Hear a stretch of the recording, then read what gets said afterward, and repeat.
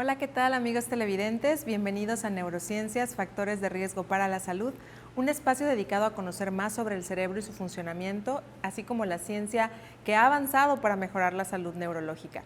Soy Victoria Cerino Palomino, neuróloga especializada en Parkinson y trastornos del movimiento, y es un gusto estar de nuevo en este espacio.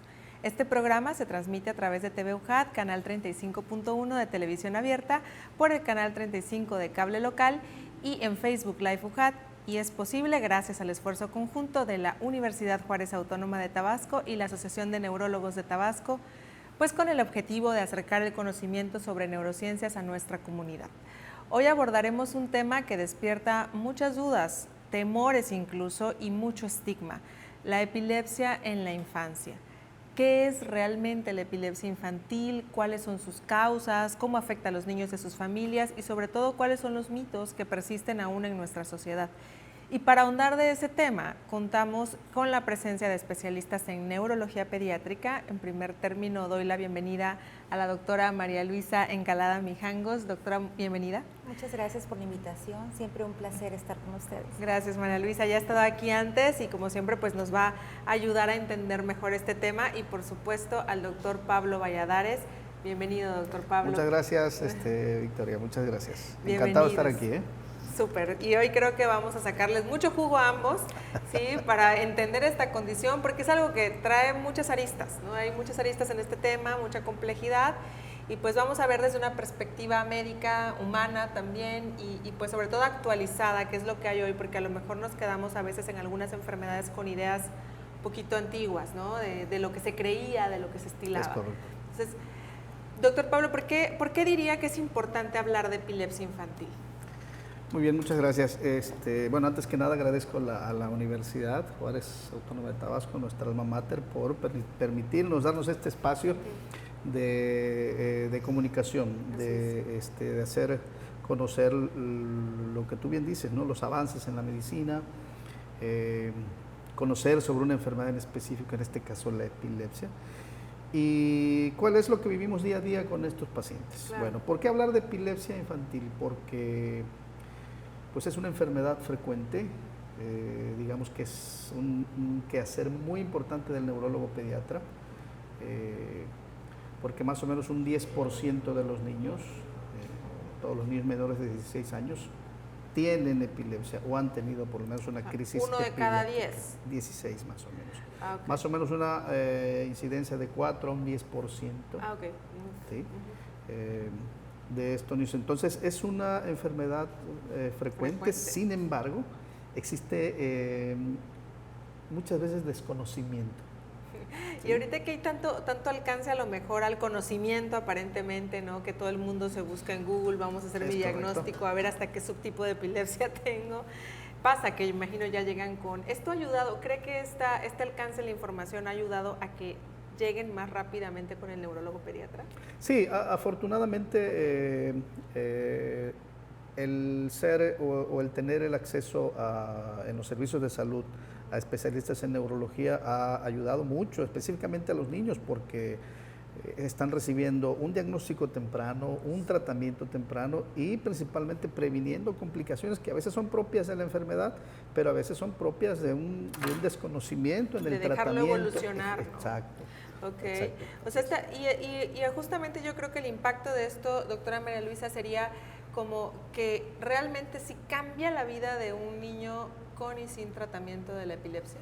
Desde luego, ¿no? Es importante la intervención oportuna, ¿no? Sobre todo en un cerebro que está en con capacidades de aprendizaje, de ganancias, ¿no? Okay. Un cerebro que conforme recibe estímulos sea capaz de ser receptivo, ¿no? Y eficaz a esa respuesta de los estímulos, ¿no?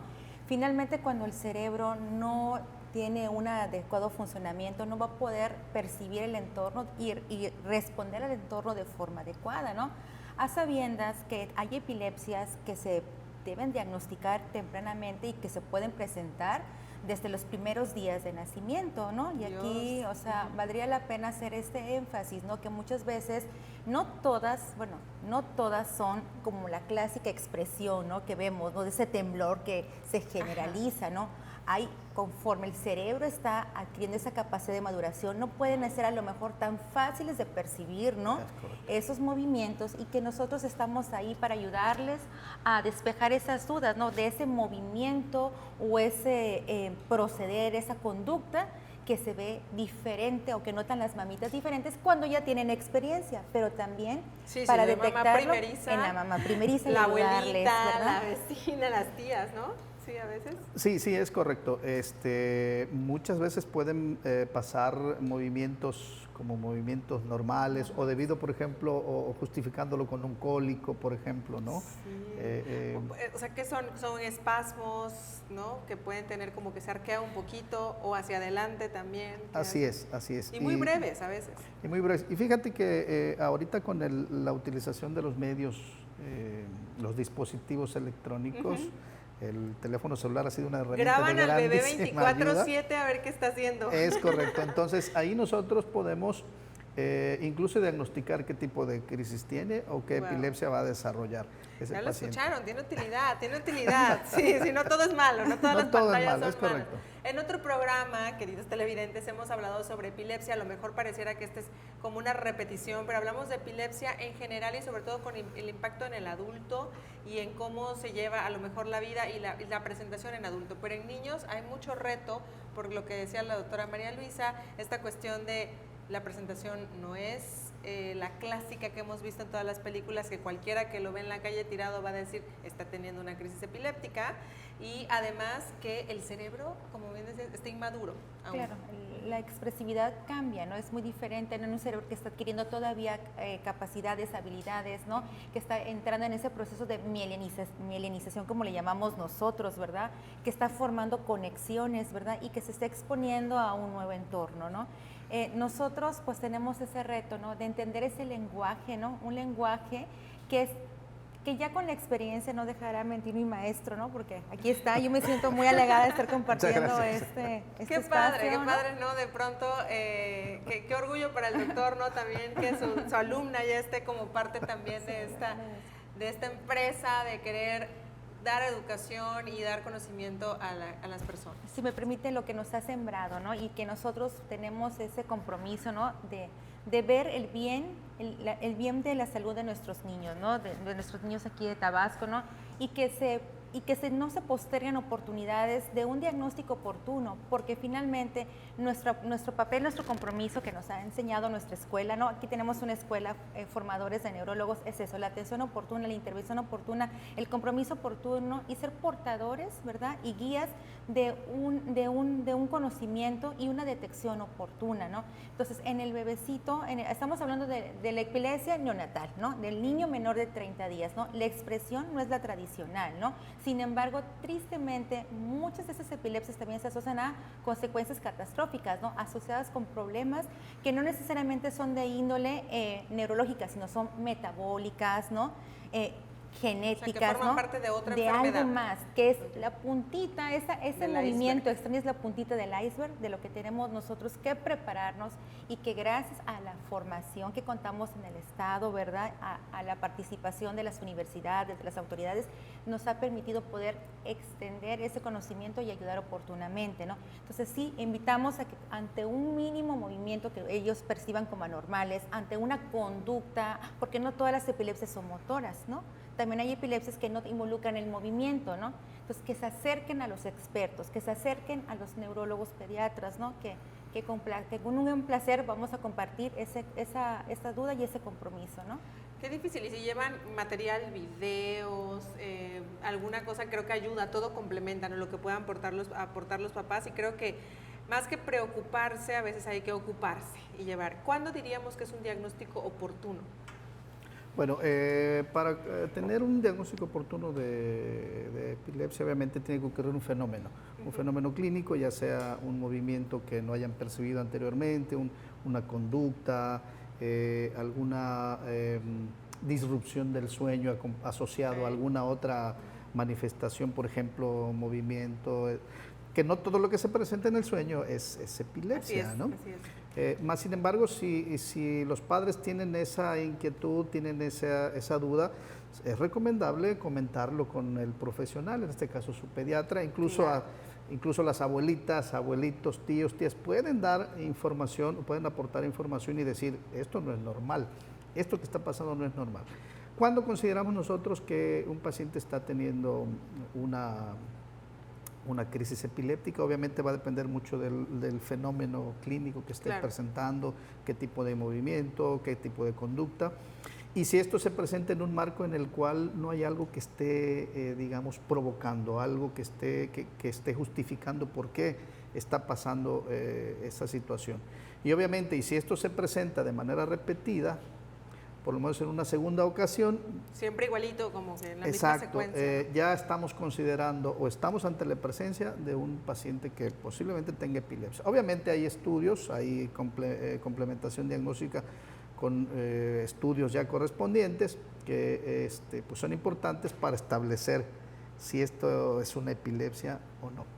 Claro, y hay subtipos no solamente clínicos, sino también de acuerdo a lo que se traduce en estos estudios, ¿no? ¿Cuál sería el primer estudio que le solicitaríamos a un niño con la sospecha de epilepsia? ¿En todos los niños se puede hacer los mismos estudios o en el periodo neonatal igual y no le pido alguno? Sí, hay un abordaje, ¿no? Hay un abordaje donde bien comenta doctora Vicky, es importante estadificar la edad porque las epilepsias, de acuerdo a una liga, a una clasificación internacional, las epilepsias se han estadificado por grupos de edad para tratar de facilitar algo, la verdad que es complejo, ¿no? Pero bueno, es importante puntualizar, como ya dijo mi maestro, que en primer lugar tiene que haber el diagnóstico de una epilepsia, ¿no? Todos podemos en la vida tener crisis convulsivas, tenemos el riesgo hasta en un máximo 3%, ¿no? Sin que signifique Sin epilepsia. que signifique epilepsia, eso también hay que puntualizarlo, ¿no? Pero ya haciendo el diagnóstico, o sea, la definición operacional, conceptual establecida de una epilepsia, pues lo tengo que ubicar qué características incluye, porque a grandes modos hay epilepsias que involucran un componente motor, un componente no motor, que puede ser sensorial, un cambio en la conducta, un cambio en signos vitales, un cambio en la coloración, en el estado del sueño, en el comportamiento, por decirlo así, ¿no? Y que a la vez no todos pueden comprometer el estado de alerta, ¿no? Entonces, ese panorama se va ampliando de acuerdo también a otra cuestión donde viene la variedad de las condiciones de etiología, ¿no? Que puede ser algo genético, que puede ser algo asociado a un metabolismo alterado, que puede ser algo a un traumatismo, ¿no? ¿Qué errores del metabolismo a lo mejor? O sea, con esto se nace. O sea, por ejemplo, sí, en el caso de que fuera sí. por estas causas, el niño nace con esta predisposición para tener crisis. Ajá, por ejemplo, ¿no? Una deficiencia de ácidos orgánicos, ¿no? De ciertas estructuras que son importantes para la integración de la conducción cerebral. Okay. Alguna deficiencia de algún azúcar que esté por ahí alterada, ¿no? Alguna deficiencia de alguna sustancia que se llaman enzimas, que yo los interpreto como las tijeritas que ayudan a desdoblar los nutrientes para que los podamos obtener, ¿no? Alguna deficiencia de aminoácidos en el procesamiento de esos aminoácidos que también forman parte de proteínas, ¿no? Ahí vamos a estar, ¿no? Pero también hay deficiencias de ciertas sustancias que son importantes para la conducción cerebral, ¿no? Entonces, que la verdad son pocos frecuentes, pero que cuando se presentan son crisis epilépticas que no pueden controlarse tan fácilmente, ¿no? Y que sabiendo la causa, a lo mejor podemos tener un hacer tratamiento estudios que aborden esa cuestión de diagnosticar la deficiencia o la falta, ¿verdad?, de esas sustancias, ¿no? A través de estudios que involucran una punción en la espaldita del bebé, ¿no? A través de estudios... ¿Eso se puede hacer desde recién nacido? Sí, claro, desde luego, sí. Desde luego. Ay, Dios mío, yo siempre he dicho que la pediatría es sacar una bola de cristal, así, porque el niño no habla, o sea, con trabajo los recién nacidos, ¿qué hacen? Llorar. ¿Qué me dice el llanto? Por ahí dicen que, bueno, no sé, o sea, no sé si vayan a decir algo, una falacia, pero que el llanto se escucha distinto de acuerdo a la razón del llanto. ¿Esto es cierto? Cierto, es que el niño, bueno, no sé si me compartirá el mismo sentir mi maestro. el niño es el paciente más honesto, más franco, más transparente. Es cierto, los adultos mentimos. Es noble, es el más noble, no somatiza, no finge, no actúa nada. Entonces, ese lenguaje que uno adquiere como pediatras y que adquiere con la formación de neurólogos pediatras, o sea, es transparente, doctora, es fácil. Yo creo que a veces lo que nos confunde, no, los papás tienen la última palabra, sí, ¿no? Pero a lo mejor lo que nos puede confundir son los comentarios agregados, ¿no? El niño te expresa qué está teniendo. Hay que creerle, ¿no? Ajá. Sí, complementando lo que dice María Luisa, sí, partimos de lo que es normal y de lo que no es normal, ¿no? La visión del pediatra siempre es tener como marco de referencia la normalidad. Un niño que llora normalmente es un niño que llora porque necesita algo, porque quiere comer, tiene frío, quiere que lo tengan en los brazos, tiene sueño. Eso le decimos aquí que está checho.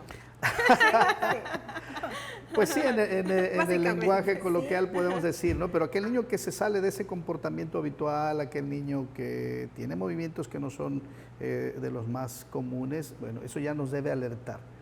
Y efectivamente el niño si va a presentar algo, lo va a presentar. Si no tiene una epilepsia, pues veremos en ese momento y por el relato de los padres, pues de que no es una epilepsia, conociendo la normalidad del comportamiento de un niño, ¿no? Dependiendo de la edad, ¿no? Ahora, el reto que decían, hay crisis en las que no hay movimiento, hay crisis en las que no hay pérdida de conciencia, entonces si el niño está despierto y el niño además no se mueve, ¿cómo rayos sé que tiene epilepsia? De esto vamos a hablar ahorita que regresemos. Vamos a hacer una pausa y volvemos. Muy bien.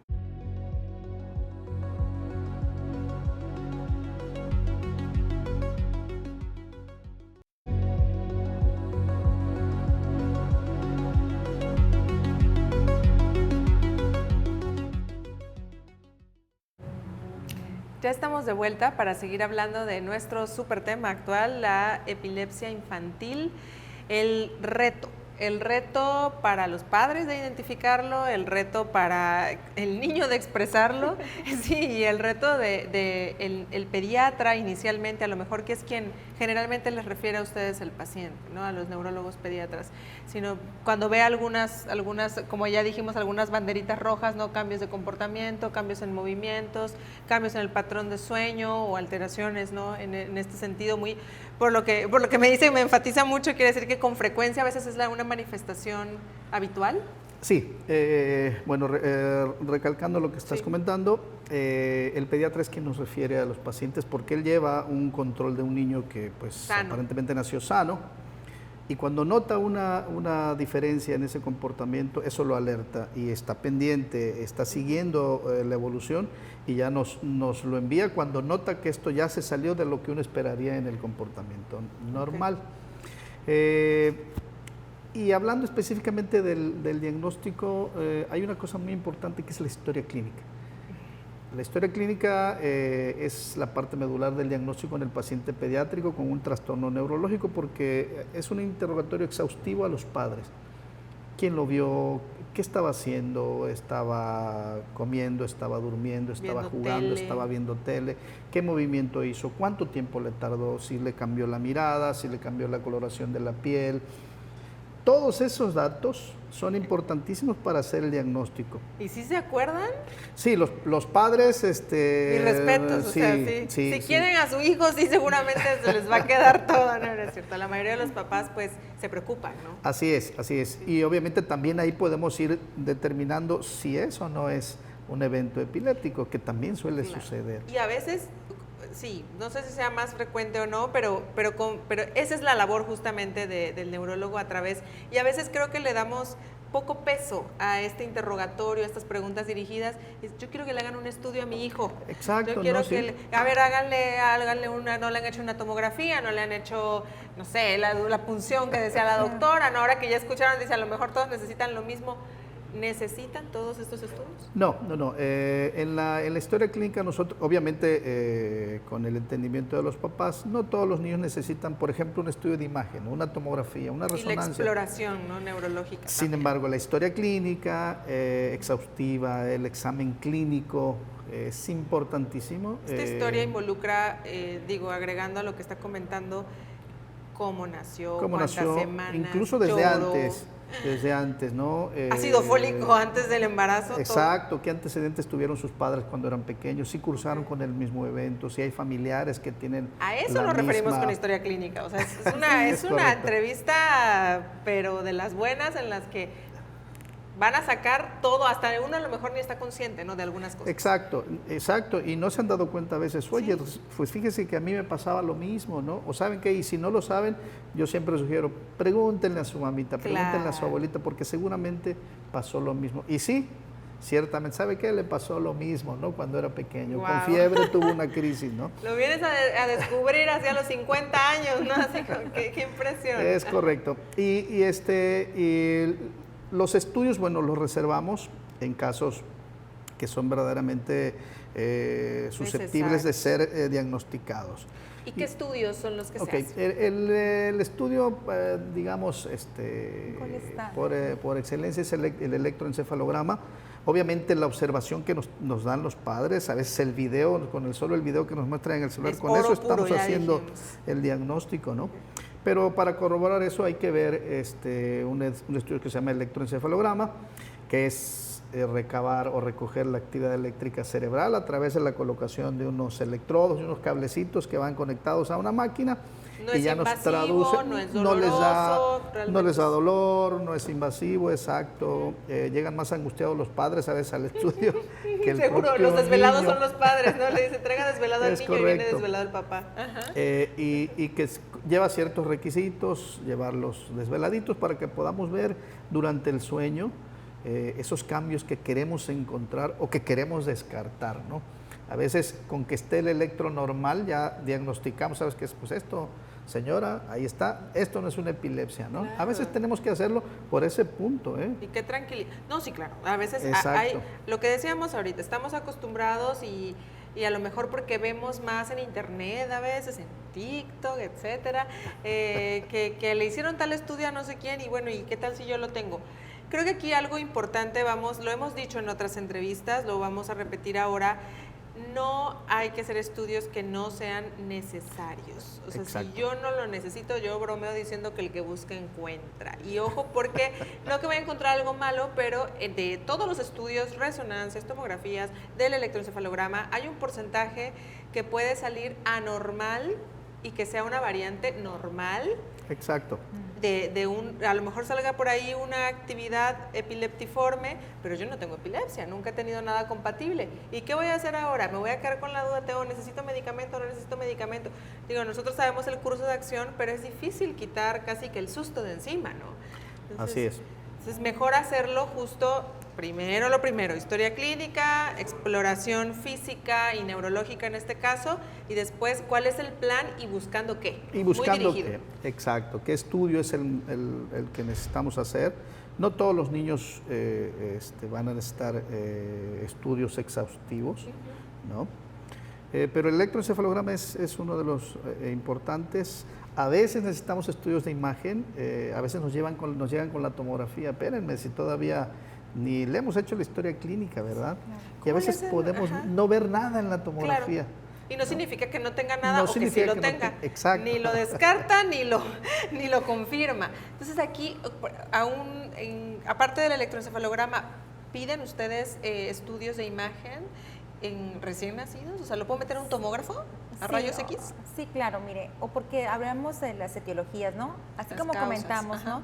Que pueden ser unas causas idiopáticas, genéticas, también hay causas estructurales. Idiopática para el público es nuestra palabra favorita para decir no sabemos por qué pasa, sí, en medicina. Correcto. Pero sobre todo en una epilepsia en niños, el componente morfológico o el que conforma en cuanto al desarrollo puede estar relacionado en la epilepsia con alguna malformación, ¿no? Con alguna alteración en la anatomía, en la estructura, en el desarrollo cerebral, ¿no? Entonces sí, dentro de la clasificación de la epilepsia sí puede haber una causa estructural, ¿no? Punto importante, igual va a haber elementos que lo acompañen, ¿no? Probablemente el perímetro cefálico no es el esperado, ¿no? La cabeza más chiquita o más grande, ¿no? O más alta. Así es, con ciertas desproporciones anormales que nosotros como neurólogos las podemos identificar, ¿no? Y esto, por supuesto, sí, si uno lo está llevando al pediatra, pues el pediatra revisa todas estas medidas, ¿no? Así es. Entonces, sí, doctora Vicky, es importante cuando sea necesario valorar el riesgo-beneficio, ¿no? Porque finalmente someter a un niño a un estudio diagnóstico de imagen no se puede hacer sin el efecto anestésico muchas veces. Hay que Hay que dormirlos porque no son pacientes que vayan a cooperar, ¿no? Si los adultos no cooperan, menos. La verdad, esa es la realidad. Muchos Sí. de mis pacientes adultos, de pronto, no, doctora, no voy a aguantar una hora en el resonador porque tengo claustrofobia, soy muy nervioso, me da miedo el túnel o el ruido me molesta demasiado. A mí, diría otro paciente, duérmanme. Entonces, siempre es un riesgo. O sea, toda intervención es un riesgo. Sí. Entonces, De hecho, el estudio que nos ayuda a ver alteraciones en la formación, sobre todo de la corteza cerebral, ¿no? De todo ese componente tan detallado, ¿no? En que se subdivide, ¿no? Esa sustancia blanca, esa sustancia gris, esos surcos que hay, es la resonancia. Nuestros ojos son la resonancia, ¿no? que es más tardadita Es más detallado, de es una fotografía, yo le digo así a mis pacientitos, una fotografía más detallada que me permite, sí, indudablemente. HD. HD, calidad HD, que nos permite tener una visión adecuada, ¿no? Una visión adecuada es una resonancia, ¿no? Y obviamente involucra, no es una decisión que se debe tomar a la ligera, sino que es apoyada con una historia clínica, con un fundamento, ¿no? Sí, hay quien para de poder decir, integrar. tengo A más B más C, sí Vamos, necesito la resonancia. Sí la necesito. ¿no? Sí, hay que hacerse. Vale la pena el riesgo por el mayor beneficio que podamos tener. Porque sí hay muchas alteraciones estructurales, ¿no? Que se ven ahí, le digo, sobre todo en el desarrollo del proceso que nosotros le llamamos de migración. Madurativo, iba a decir. De maduración, sí, realmente de maduración del cerebro, de la adquisición de esa estructura, sí es importante. Iba a decir migración neuronal y la interrumpí. Nosotros tenemos, conforme vamos creciendo in útero, se van formando muchas estructuras y hay un proceso que se llama de migración neuronal. O sea, nacemos de una célula, o sea, son dos células las que se unen, señores, y después van creciendo las demás, y al principio somos de una forma y luego va migrando, o sea, cuál va a ser cerebro, cuál va a ser tallo cerebral, cuál va a ser, o sea, entonces a eso se refiere y que también algunos grupos de neuronas se van especializando en ciertas actividades. Sí, es correcto, doctora, y obviamente pues tener la intervención oportuna, ¿no? Ir de alguna manera también al descubrirse algo estructural, pues es algo que se formó mal, ¿no? Y que los papitos, es también nuestra labor concientizarlos de que estamos ante algo que, híjole, que vamos a tener que aprender a sobrellevarlo, que no va a tener tristemente curación, salvo que sea candidato a una cirugía de epilepsia, de algo, pero algo que generalmente se formó lamentablemente de una manera inadecuada. Claro, es como yo nací con un lunar o con un... difícil pues así que sea salí. controlable. Exacto. Sin embargo, pues la gran mayoría de los niños tiene control. Muchas epilepsias en los niños son autolimitadas. Autolimitada significa empezó solita y se quitó solita. Que en algún momento se va a quitar. Ah, qué cosa. Mire la importancia, o sea, la relevancia de escuchar esto, porque a lo mejor quienes escuchamos epilepsia, y me incluyo porque en los adultos también es distinto, decimos, pues, de aquí para el real. O sea, me decía un paciente, que esto lo decía con la aspirina, ¿no? Es que a mí me dijeron, dice, me acuerdo que mi doctor me dijo en ese tiempo que salió la película de Batman, me dijo, ¿se acuerda cómo se llama la película de Batman? Batman Forever. Bueno, por siempre, así su aspirina por siempre, ¿no? Entonces uno asume, si escucha epilepsia, esto es de aquí a toda la vida y no necesariamente. No necesariamente. ¿Cuáles son los tratamientos como más comunes? ¿Es fármaco? ¿Es jarabitos? ¿Cómo funciona? Sí. Afortunadamente el desarrollo de la tecnología y de los avances en la ciencia nos ha permitido tener acceso a más medicamentos que los que antiguamente teníamos, que pues afortunadamente tienen mayor efecto, quitando las crisis, menos efectos secundarios, y definitivamente el tratamiento farmacológico, cuando se decide dar tratamiento, es la opción. ¿Puede pasar que decidan no dar tratamiento? En algunas ocasiones, fíjate bien, en algunas ocasiones puede determinarse, claro, siempre y cuando se valoren los riesgos y los beneficios. En algunos casos, en epilepsias autolimitadas, que sabemos que al cabo de 2 o 3 años Que eso tiene que ver con tipo de crisis, lo que vemos, tipo de crisis, lo que está en el electroencefalograma. Si se presentó en fiebre, la edad, ahí va la historia clínica otra vez. Y obviamente con un diagnóstico preciso. Afortunadamente ahorita dentro de los avances que te decía de la ciencia, la parte genética, el diagnóstico genético nos ha permitido saber el tipo de gen afectado y cuál va a ser la evolución. ¡Qué joya! Y si las crisis van a ser a lo mejor una vez al año y va a tener el niño 3 crisis durante su vida, bueno, a veces puede decir, bueno, podemos vigilarlo y no someterlo a un tratamiento prolongado, ¿verdad? En este caso de que algunos niños a veces se consideran no dar tratamiento, salvo algunas situaciones. Pero regularmente utilizamos fármacos, hay otros tratamientos como bueno, los hábitos son muy importantes para tener un control adecuado de crisis. Lo más difícil, el camino largo, la dieta y el ejercicio para los adultos, para los niños. Pero más que nada, por ejemplo, el desvelo en los adolescentes es una parte importantísima, ¿no? Hay dietas específicas en algunos casos cuando el tratamiento farmacológico no está siendo del todo efectivo. Y no es porque no sean efectivos los medicamentos, sino por la propia naturaleza, en algunos casos, sea resistente a tratamiento, que afortunadamente son los pocos casos, ¿no? ¿Cuál sería como la cosa más relevante de decir, si yo elijo, ya sé que tengo epilepsia, fui con el neurólogo pediatra, me dijeron, y decido no llevar tratamiento? ¿Qué puede pasar? Híjoles, el apego al tratamiento es el pilar para una buena evolución, ¿no? Decíamos, ese cerebro está desarrollándose. Claro, ¿qué le pasa? Sí, el aspecto que se afecta, ¿no? Es el aspecto cognitivo, ¿no? Uno de los más importantes, ¿no? Esa capacidad que pueda aprender, adquirir habilidades, no solamente para escolares, de la vida, ¿no? De la vida. El niño tiene un rezago para aprender a caminar, a hablar, si yo lo dejo tener muchas crisis. Lo principal es cognitivo, el aspecto cognitivo. Después viene el aspecto motor, el aspecto sensorial también, ¿no? Finalmente son procesos que al no estar llevando una conducción normal, de forma coordinada, eficaz la conducción cerebral, pues en la corteza se regulan todos esos procesamientos, ¿no? Entonces, ¿qué te está generando? Un deterioro, un retraso, una discapacidad, ¿no? Que el niño esté inatento. Sí, que no pueda ser capaz de tener habilidades para la vida. No sigue indicaciones, no puede seguir una instrucción. Que a lo mejor decimos, igual y es autista, igual y tiene trastorno por déficit de atención. Ahí es donde entra el reto, o sea, de ustedes híjole, pues es que nunca tuvo un movimiento. Solo simplemente a veces no hace caso, se queda fijo mirando hacia el horizonte de unos segundos y después vuelve. Así es. Ahondando sobre el tratamiento, salvo en algunos casos, la cirugía de epilepsia es una opción. Solo en casos muy refractarios. Y la utilización de dispositivos, ¿no? Que actualmente están utilizándose como la estimulación exacto del nervio vago, pero que son indicaciones precisas, ¿no? Pero te repito, el 70-75% responden a fármacos. Responden y se van a controlar con fármacos. Exacto. Y afortunadamente van apareciendo nuevos fármacos ahora, que bueno, ya estaremos muy pendientes cuando estén a disposición, ¿no?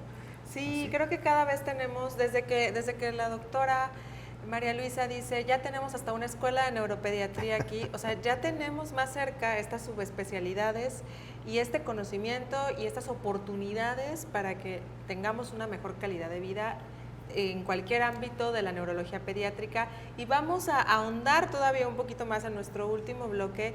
Vamos a seguir platicando sobre cuáles son las cosas, la dieta que mencionó que tenemos que hacer para mejorar la calidad de vida de pacientes con epilepsia. Vamos y volvemos.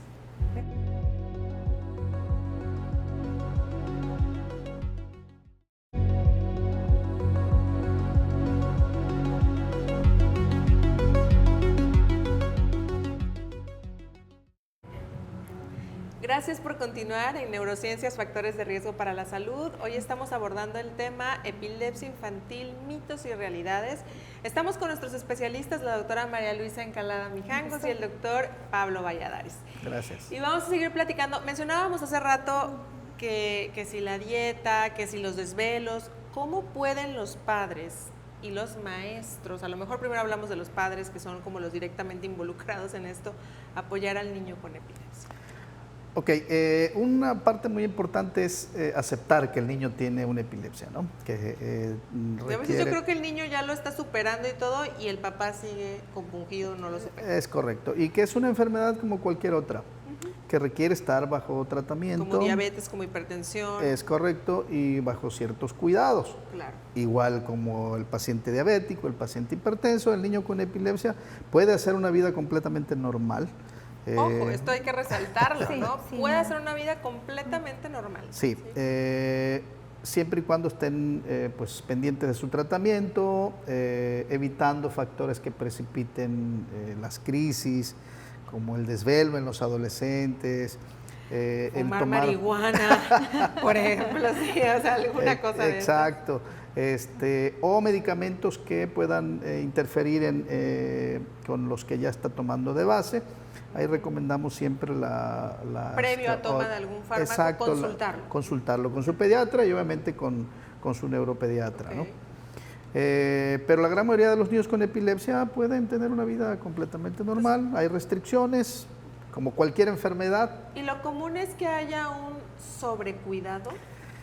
¿O qué pasa ahí? ¿Qué fenómeno ocurre con los padres? O sea, ¿cómo es ser padre de alguien con epilepsia?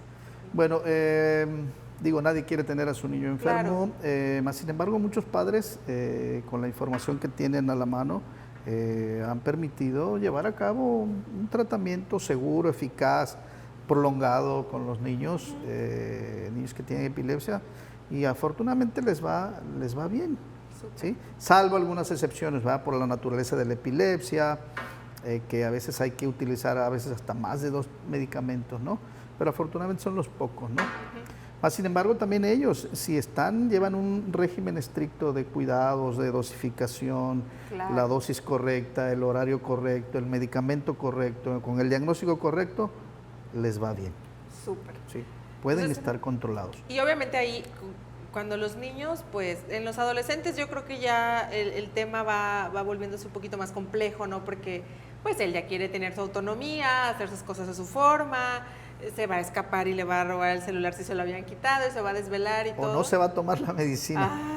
Por favor, no lo hagan, porque el riesgo es voy a tener una crisis. Vas O sea, a tener crisis. y acuérdense, así o sea, es. y pues sí, ya dijimos, entre más crisis, aunque mi cerebro, en la adolescencia aún estamos todavía en un proceso de maduración cerebral. Es Sí, correcto. Sí, no ha terminado esa mielinización, no ha terminado, ¿no? Mielinización le llamamos como a un recubrimiento que va ocurriendo en muchas de las terminales nerviosas que va a permitir que se puedan comunicar mejor con otras neuronas y expandir como esas redes. Entonces, me voy a limitar. Si yo no sigo mi tratamiento, me voy a limitar. Sí, va a frenar esa adecuado habilidad, ese adecuado desarrollo, ¿no? Y como dice, ¿no? El apego al tratamiento. Y no es lo mismo un apego donde se reduce a una dosis estándar, ¿no? Una tableta y media, no. Aquí estamos ante un paciente que va creciendo, que va ganando peso, Claro. que va ganando habilidades, que va desarrollando destrezas y que requiere que ese cerebro vaya a la par con esa exigencia, con esa nueva habilidad, ¿no? Entonces aquí, por eso es que es importante y les pedimos el apego y el control supervisado por los neurólogos, ¿no? Porque tenemos que ajustar dosis de acuerdo a ese crecimiento para poder permitir un desarrollo y habilidades de forma óptima, ¿no?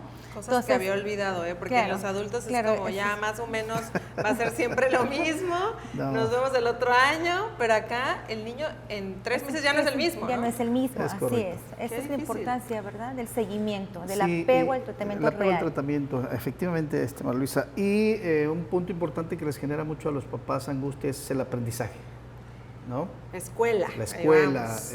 Y efectivamente un niño que vimos a 1 año no va a ser el mismo niño a los 2 años, Claro. ni a los 5 años, ni cuando es adolescente. Y los Entonces, requerimientos y todo que tiene. las necesidades que está teniendo es diferente. Entonces, tenemos que ir ajustando siempre el tratamiento.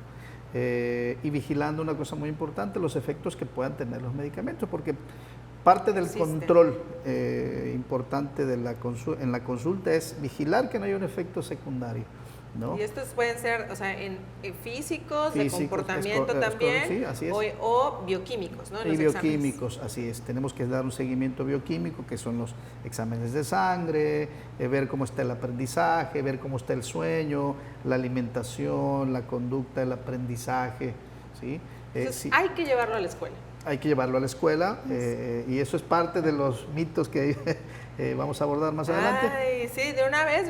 Sí, les decía que los niños con epilepsia, la gran mayoría pueden hacer una vida completamente normal, pueden ir a la escuela, pueden aprender, pueden terminar estudios, tener vida cuando son adultos, normal, trabajo, casarse, novia, tener hijos, amante, todo, de todo pueden tener hijos, sí, etcétera, ¿no? Siempre y cuando lleven un control estricto. Claro. Pueden hacer deportes, así es, pueden hacer deportes nada más que con ciertas restricciones. ¿Sí? De los extremos, quizás, ¿no? O sea, digo, esto parecería de sentido común, pero hay que enfatizarlo, que si tengo un problema, yo voy a decir, si tengo un problema que está relacionado con mi cerebro y pongo en riesgo a mi cerebro practicando box, algún deporte de contacto como fútbol americano, buceo que va a someter a una presión pues no fisiológica, ¿no? A mi cuerpo, incluido a mi cerebro, o yéndome a alturas muy exageradas, como en el alpinismo y todo esto, pues, ¿qué puede desencadenar? Más riesgo de que tengas una crisis ahí, y pues, ¿qué vas a hacer con una crisis debajo de 50 metros del mar? ¿Sí? O en la altura, ese es el riesgo, ¿no? En realidad, porque hay que decirlo, no es como que otra cosa maligna o que uno no quiera que lo hagan, ¿no? Sí. Es que hay el riesgo. Y nadie debe ser privado, ¿no? Privado de la oportunidad, ¿no? De ser un paciente o una persona neurotípica, ¿no? O sea, ahorita incluimos ese término, neurotípico y neuroatípico, ¿no? Los niños epilépticos tienen el derecho de tener educación, tienen el derecho de tener una vida social, tienen derecho de participar en la cultura, ¿no? Tienen derecho a formar una familia y muchas veces han sido estigmatizados que no pueden procrear, que no deben procrear. Que no pueden ir a la escuela, ¿no? Así es, tan solo eso, ¿no? Que no pueden hacer actividad física, que no pueden comer ciertos alimentos ya o solo ciertos falta que consideren platillos. que es contagioso. Así es, ¿no? Y como dijo mi maestro, ¿no? De la mano, aquí estamos, ¿no? Siéntase con ese respaldo que vamos a estar con ustedes llevando ese proceso para que sea lo más funcional, ¿no? Y obviamente teniendo a niños funcionales van a ser adultos funcionales, que esa es nuestra misión, ¿no, maestro? Muchas veces de ayudar a formar adultos funcionales. Claro, de este lado que recibimos a los adultos, ya con una historia larguísima, ¿no? De mi hijo de ahorita 30 años, tuvo su primera crisis al mes de vida, y de pronto, ¿hasta qué grado de la escuela estudió? No, pues la secundaria. ¿Pero por qué lo sacaron? No, pues porque tenía crisis y a los maestros no les gustaba. No les gustaba, exacto. O les daba miedo a los otros padres. Incluso una vez me dijeron que los mismos padres de otros niños hicieron como una comisión para decir, no, ya no queremos porque me asusta a los otros niños.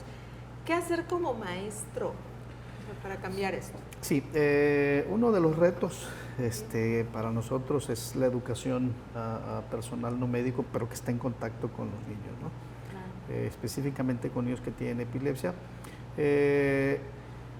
Últimamente hemos tenido más acercamiento con los maestros. Algunos maestros incluso llegan a la consulta y saber o piden una descripción si lo presenciaron, si fueron exacto. Los testigos. Y muchos se atreven a decir, ¿qué tengo que hacer, doctor, ante una crisis, ¿no? Buenísimo. Eso de alguna manera ha ayudado, ha facilitado a que los niños pues accedan o estén en su escuela. Digo, los niños que yo les aseguro que en todo el país los neurólogos pediatras tienen niños con epilepsia y están en la escuela.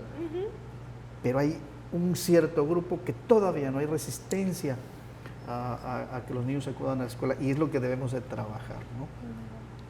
Entonces, lo que debe saber un maestro también es que, bueno, lo que ahorita hemos platicado, ¿no? La persona no solo tiene el derecho, sino tiene las posibilidades también cognitivas, o sea, no tiene otra cosa que le vaya a pasar. No se le va a exacerbar el riesgo de crisis por estar intentando aprender, porque luego dices, sí, igual si hace mucho esfuerzo cerebral concentrándose en una suma, va a tener crisis. No, hombre, no, pues ya yo he tenido muchas crisis en este esfuerzo cognitivo. No sobreproteger, creo que a veces caemos en esa sobreprotección y le otorgamos una vulnerabilidad ante un temor, ¿no? De lo desconocido.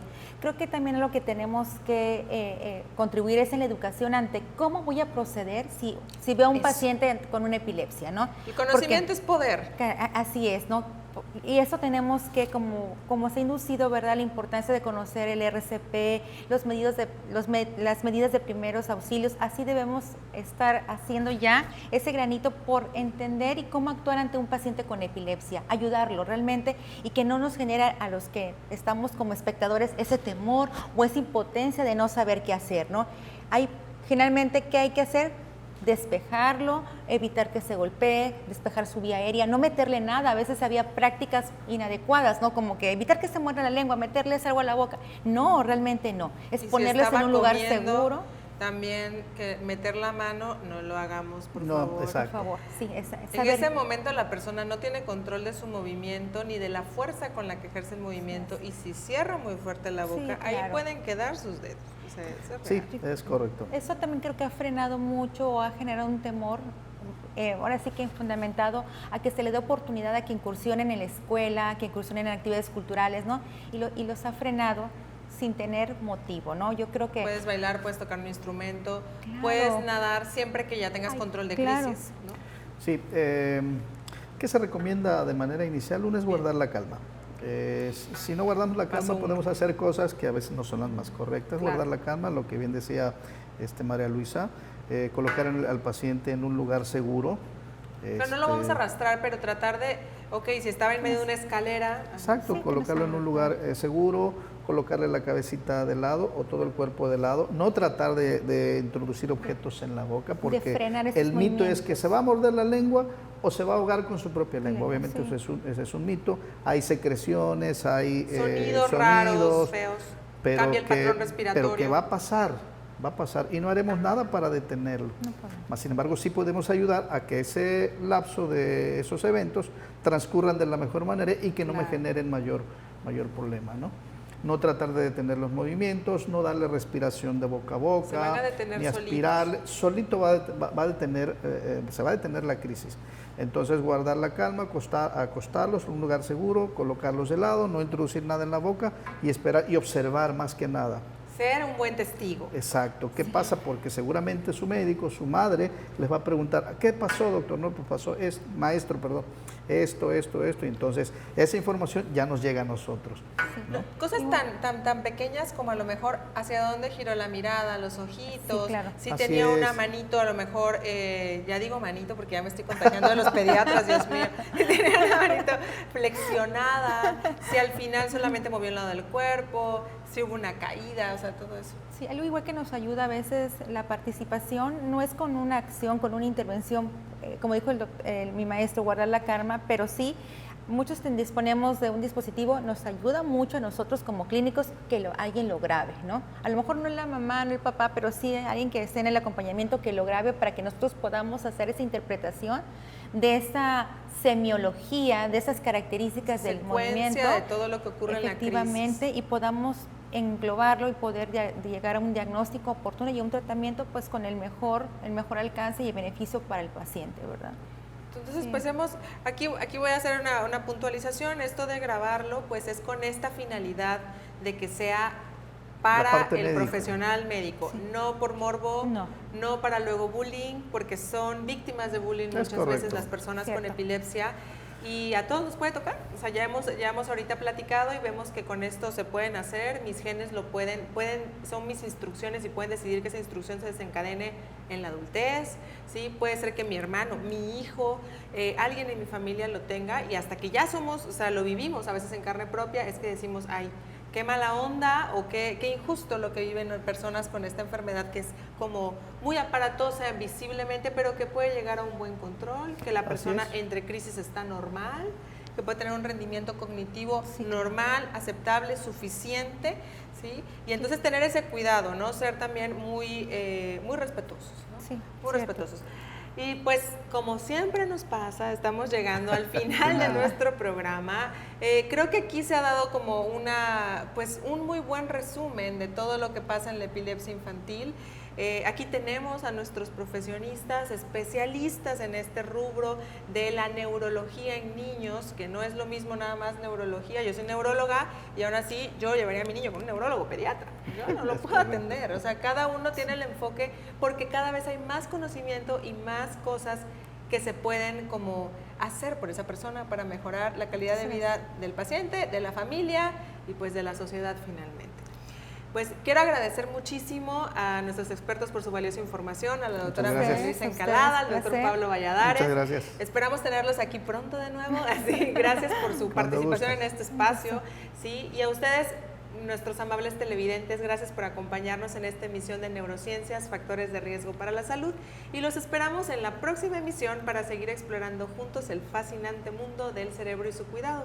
No olviden sintonizarnos en las semanas subsecuentes con nuevos temas sobre salud cerebral, y para más información y contacto directo podemos tener también actualizaciones en nuestras redes sociales, en Facebook como Asociación de Neurólogos de Tabasco y en Instagram como ANTAP-AC. Nos despedimos hasta la próxima edición de Neurociencias, Factores de Riesgo para la Salud. Hasta pronto.